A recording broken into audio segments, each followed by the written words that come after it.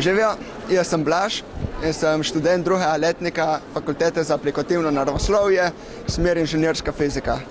Za ta fakt sem se odločil, pač me je zanimala fizika od vedno in nekje sem bil na razpotju, ali bi si šel v Ljubljano, ali bi si izbral študij bliže doma. Potem sem si izbral tega, ker ima pač precejšen delež je namenjen praktičnemu, pač da se vidi, da je fizika ni samo neka teoretična snov, ki se učimo v šoli, ampak da je pač praktična veda z mnogimi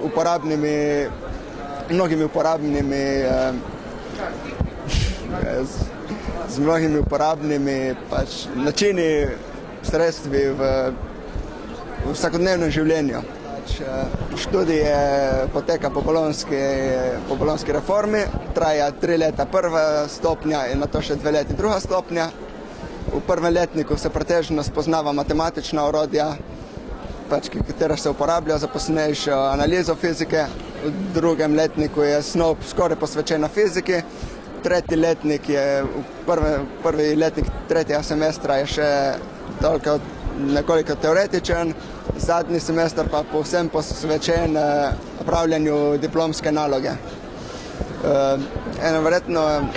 Ena stvar, ki je predvsem zanimiva, so predavanja v tujini, ker na Univerzi v Novi Gorici svojo raziskovalno dejavnost opravljajo tudi tuji raziskovalci in nekateri izmed njih nas proučujejo nekatere predmete.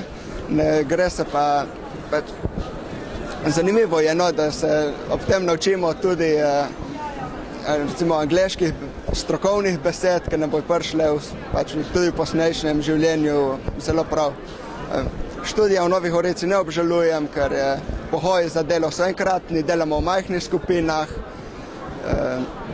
profesorji se nam individualno posvečajo,